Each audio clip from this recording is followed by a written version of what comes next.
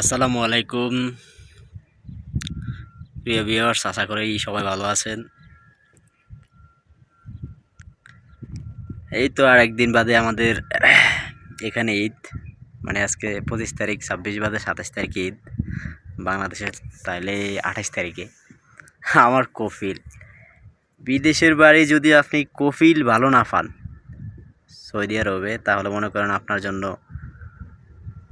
আর এই দেশে ভালো কিছু আশা করার সুযোগ নেই। তা আমার হচ্ছে সেরকম একজন অতিষ্ঠওয়ালা কপিল। তারা আমি এই 10 তারিখের আগেই তার ফায়দা 300 টাকা দিয়ে দিছি, মানে বাংলা টাকা 10,000 টাকা। আমার সাথে দালালের সাথে কথা ছিল আমি 6 মাস পরে এখানে আসলে তারপরে ফায়দা দিব, কিন্তু এখান থেকে 3 মাস পার হওয়ার পরে আমার ফায়দা দেওয়া শুরু হয়ে গেছে। কাজ করি আর না করি তার ফায়দা দিতে হয়। যাক, ভালো কথা, তাকে ফায়দা না দিলে সে রূপ মাইরা দিব, অবৈধ দেওয়া লাগবো, আবার সমস্যা দেশে চলে দেওয়া লাগবো। এখন এই যে কুরবানি ঈদ, এই রানিং মাসের 27 তারিখে তারা আমি সম্ভবত 6 তারিখে টাকা দিয়ে দিছি। আজকে হলো 25 তারিখ, 23 তারিখ থেকে সে আমার বলতেছে যে আবার ফায়দা দেয়। তার মানে যেই ফায়দাটা আগামী মাসের 5 থেকে 10 তারিখের ভিতরে দেবো, ওই ফায়দাটা এই রানিং মাসের ঈদের আগে নেওয়ার জন্য খুব জ্বালাইতেছে। মানে আপনাদেরকে তো মাঝে মধ্যে বলি যে ফেসবুকে টিকটকে আমি একটা লাইসেন্স করতে আছি, লাইসেন্স নিয়ে বিভিন্ন প্যারায় আছি, কাজ নাই, খাওয়ার টাকা দেশের থেকে আনা লাগে, লাইসেন্স করি সেখানে 1 লাখ টাকা, সেটাও দেশের থেকে আনলাম। এখন আবার তাকে আমি আরও 10,000 টাকা দেশের থেকে এনে দিতাম।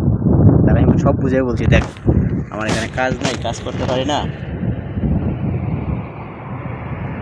আমি তো লাইসেন্স করতেছি, আমি তো আগামী মাসে 5 থেকে 10 তারিখের ভিতরে আমি দেশের থেকে টাকা এনে দিতেছি, কিন্তু এই মুহূর্তে আইনা দেওয়ার মতো সুযোগ আমার নাই।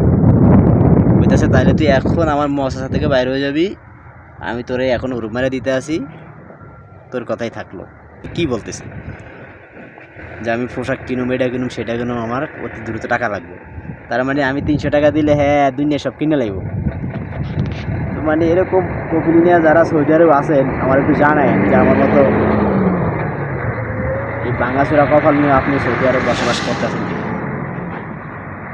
দেশের থেকে শুনছি যে সৌদি আরব যাদের কপিল মিয়া মিয়া হয়, মানে খুব ভালো হয়, 100-এর ভিতরে 100ই ভালো হয়, তাহলে নাকি সৌদি আরব তাদের জন্য ইউরোপ। আর যাদের কপিল খারাপ হয় তাদের জন্য সৌদি আরব মানে কিছু করার আর তাদের চান্স থাকে না। আমার মনে হয় সেটাই হয়েছে। ভাগ্য যদি হই রে খারাপ, খুঁজলেও তো সুখ মিলে না।